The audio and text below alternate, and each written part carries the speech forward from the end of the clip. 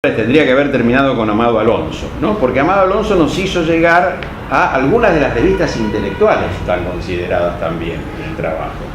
Desde la revista Ideas de Manuel Gálvez, 1903-1905, la revista Nosotros, que fue la revista intelectual, diríamos así, más consecuente a lo largo de la primera mitad del siglo XX, cubrió esa primera mitad de 1907 a 1943, pero también la revista Sur, porque la revista Sur empieza a salir en 1931. Entonces, si bien cubría pocos años de nuestra investigación, que terminaba en el 33, había algunos materiales interesantes. Entre otros, los pronunciamientos lingüísticos de Amado Alonso, también defendiendo ese español en la Argentina que tenía que ser contaminado lo menos posible por las voces de la calle, ¿no? Bueno, creo que menciono, ahora sinceramente tengo dudas, una conferencia de Borges de 1939, donde él defiende el lenguaje coloquial.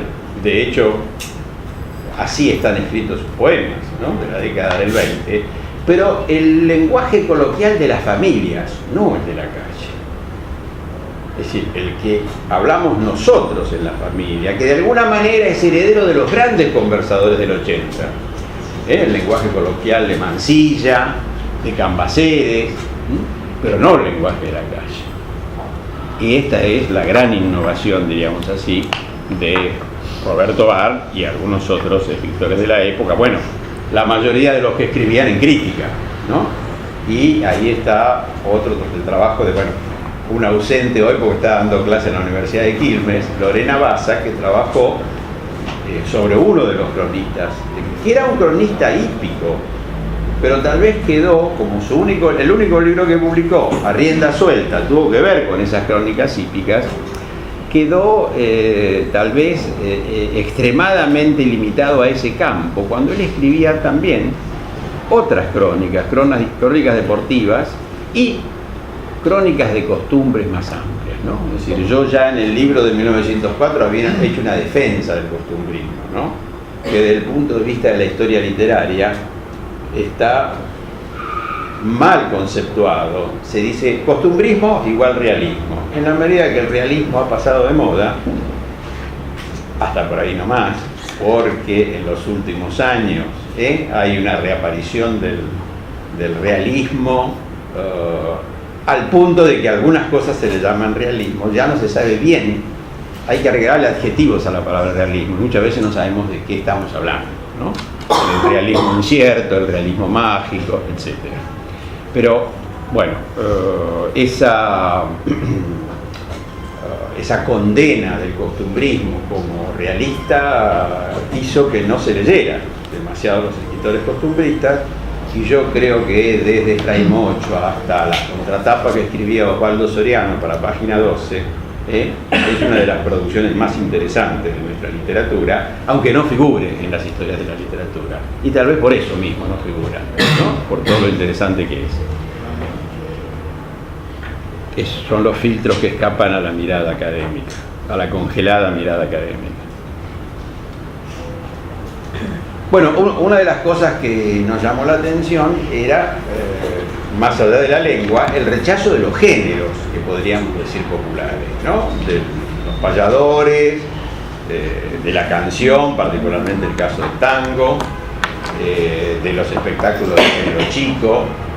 Ni hablemos de las variedades, porque ahí, como no había literatura y solo había cuerpos presentes, ahí ni los escritores ni los intelectuales se ocuparon mucho del asunto, sobre todo los intelectuales ni mencionaron esto. Hay un caso que me llamó siempre la atención, en Nosotros, en un artículo, alguien habla de fregolismo, ni me acuerdo de quién es el artículo ahora, pero digo, ¿cómo se atreve a decir esa palabra? Fregoli era un actor italiano y era un transformista, es decir, hacía lo que hace Gasalla ahora. Solo que, bueno, Gasalla hasta hace unos años, solo que se hacía 50 personajes por noche, ¿no? Era un tipo de una habilidad, una destreza, por supuesto todos personajes femeninos, que hacía travestismo en el 900.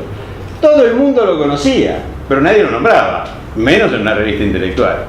Y en un artículo aparece de golpe Fregolí, ¿no? Que se había convertido, se incorporó al habla de Buenos Aires, ¿no? Si en lugar de decir transformismo, fregolismo, por Fregolí. Este pudor, digamos, ¿no? Este pudor de los intelectuales y la resistencia a que no se filtre nada de ese mundo, digamos así, otro, que siempre tiene formas peligrosas o por lo menos sospechosas. Por eso una parte está dedicada a lo que llamé el gusto de los otros, ¿no? En el sentido, bueno, ¿quiénes eran los que disfrutaban? ¿Y por qué disfrutaban? Por supuesto que son hipótesis, ¿no? De estos mismos géneros, de los payadores, del género chico, y bueno, ahí hay un capítulo, digamos, y tratando de explicar, ¿no? Explicar inclusive ciertos aspectos, digo, para remitirme a una noción básica, ¿no? Ustedes habrán leído muchas veces que lo que caracteriza la cultura de masas son los estereotipos, la homogeneidad, la falta de modificaciones, la reiteración de lo mismo. Bueno, Edgar Morin ya en 1960, con gran lucidez, decía, si fuese así, los géneros de la industria cultural morirían. Porque bueno, llega un momento en que yo escucho siempre lo mismo, entonces no me atrae nada. Lo que pasa es que el ritmo de modificación y de transformación es distinto del que se produce en las formas artísticas más refinadas, que están siempre muy preocupadas por la innovación, por el cambio, por no repetirse. Ahí la fórmula impera, pero no impera para siempre. Si no, no habría historia de estos géneros. No se podía hacer una historia del género chico, ni una historia de los payadores, ni una historia del tango. No se podría hacer. Porque si todo es igual, explicamos cómo empezó y ya tenemos la respuesta para siempre. Y sin embargo, no es así. Sí, es la mejor prueba de que los géneros y las formas de la industria cultural tienen su propia vida, su propio desarrollo, que en todo caso a los intelectuales no les interesó estudiar, pero no es que no se pudiera y no se debiera estudiarlo. Bueno, y yo después en particular tomo el caso del género chico a través de dos revistas que nombré antes, Ideas y Nosotros. Cómo estas dos revistas se preocuparon de hacer campaña contra el teatro por secciones. Teatro por secciones o género chico porque se daban 3 obras en una noche. Fue una manera de superar una crisis del teatro de obras de 3 actos que habían perdido primero en España y después en la Argentina público. Entonces, ¿cómo se preocuparon de hacer una campaña tratando de oponerle el teatro de tesis? Claro, porque ellos veían que el teatro por secciones lo escribían autores que no tenían prosapia dramática. Y es más, es común que se unieran 2 o 3 actores porque había que producir tanto para ese mercado que a veces no bastaba la tarea individual, ¿no? Sí, los hermanos Discépolos escribieron junto el organito.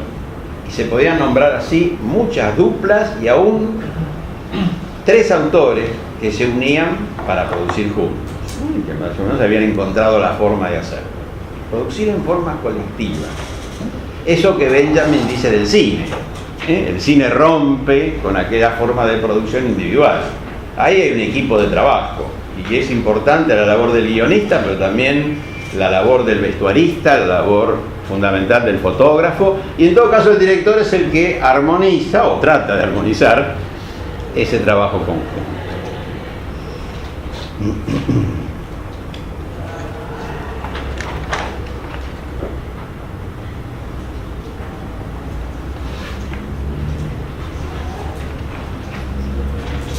Bueno, una cuestión de así, como de las tantas que aparecen es lo que dije de los intelectuales tiene un límite y tiene una transformación en la época, ¿no? Es decir, esa actitud tan reactiva de los comienzos va cambiando. Va cambiando y eso se nota mucho hacia el final del periodo. Cuando aparece, bueno, hay algún intelectual atípico, como el caso de Manuel Ugarte, que fue tal vez el primero en decir que en los dramones gauchescos, esos que habían derivado del Moreira, ¿no es cierto?, había un interés y que eso tenía que ser revisado, digamos así, ¿no? Y no descalificado. Manuel Ugarte fue un caso aparte. Pero después Manuel Ortiz Pereira, como una avanzada a mediados de los años 20, casi hacia fines de los años 20, como antecedente de lo que va a ser el Grupo Forja en la década siguiente, ¿no? Que empiezan a revisar el pasado argentino. Es decir, esto es notable, ¿no? Se parece mucho a lo que pasó después con el peronismo. Es decir, que realmente los intelectuales que tratan de ver de otra manera las cuestiones político-culturales lo hacen cuando el fenómeno ha pasado. Es decir, cuando ya Irigoyen no está en el poder, los irigoyenistas empiezan a pensar qué pasó en el periodo de Irigoyen, qué cosas se modificaron durante el gobierno de Irigoyen. Va a pasar lo mismo. Después del 55 empieza toda una reflexión, aparecen toda una serie de figuras intelectuales peronistas que antes no habían tenido voz, sobre todo no habían tenido voz decisiva dentro de las estructuras de gobierno. Bueno, con el irigoyenismo pasó lo mismo.